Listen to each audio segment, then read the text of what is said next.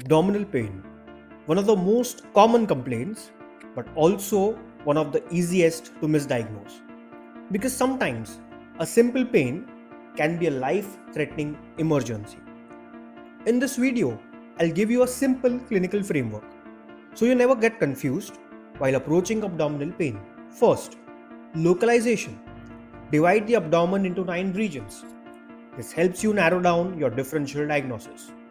Example, right hypochondrium is liver and gallbladder, epigastric is stomach and pancreas, and right iliac fossa is appendix. But remember, location gives a clue, not the diagnosis. Now the most important step, history. Most diagnoses in abdominal pain are made from history alone.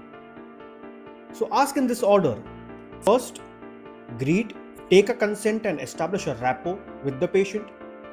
Second, let the patient describe the entire problem he faces. Third, history of the present illness. Fourth, the past history. Fifth, the personal history. Sixth, family history. And seventh, don't forget to review the other systems and ask about the complaints also. To make your history systematic, use Socrates. So what is Socrates? S for site, where is the pain exactly located? O for onset, sudden or gradual. C for character, is the pain sharp, dull or colicky? R for radiation, does the pain radiates to the back, to the shoulder or the groin? A for associated symptoms like vomiting, fever, nausea, jaundice. T for timing, is the pain constant or intermittent? E for exacerbating or relieving factors, what makes the pain worse or better? And S, out of 10, how much is the severity? This is not just a checklist, it helps you differentiate types of pain instantly. Like a colicky pain, you have to think of obstruction. Pain worse on movement, you have to think of peritonitis.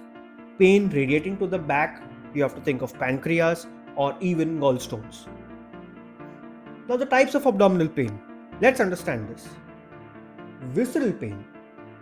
It is a dull, poorly localized and a colicky pain. Second, the parietal pain. It is a sharp, localized and it's worst with movement. And the third, referred pain. The pain is felt at a distant site. So the examples are mentioned here. You can just go through them. And when you understand this changes your diagnosis immediately. Now the mechanism of pain. Why does the pain happen? First, parietal inflammation. Here the pain is localized, sharp and well defined. Examples like appendicitis, peritonitis, cholecystitis. Second, obstruction. Here the pain is colicky, intermittent.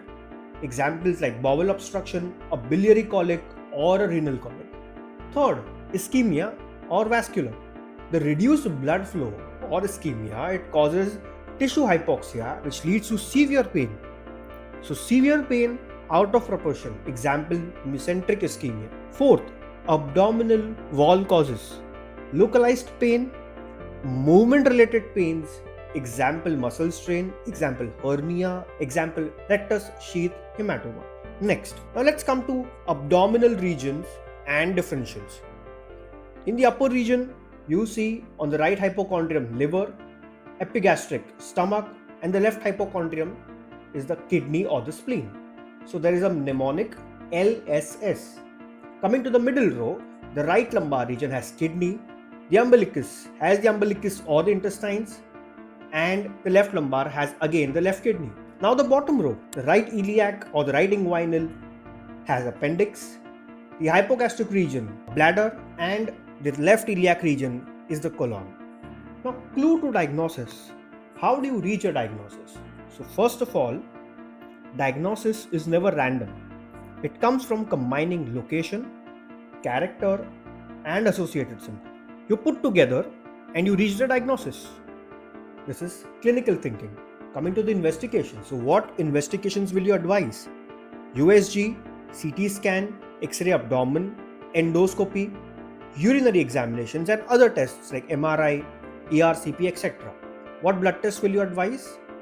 CBC, fasting post-lunch sugar, kidney profile, liver profile, amylase lipase for pancreatitis, CRP ESR for inflammation, electrolytes and coagulation profile.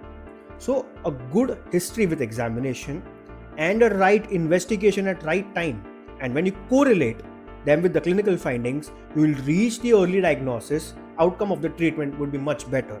Now the key examples, this is all for the exam going students. Silent abdomen can be severe chemical peritonitis. Second, normal bowel sounds does not exclude catastrophe. Third, leukocytosis neither confirms nor excludes surgery. Observations with repeated examinations is often decisive. When the pain is out of proportion, always think of mesenteric ischemia. Still patient, example silent abdomen, can be severe peritonitis, whereas a restless patient, he may have a colic. Upper abdominal pain always rule out cardiac causes like MI, and location is less important than the sequence of the symptoms. So don't just memorize, understand the pattern and save the patient.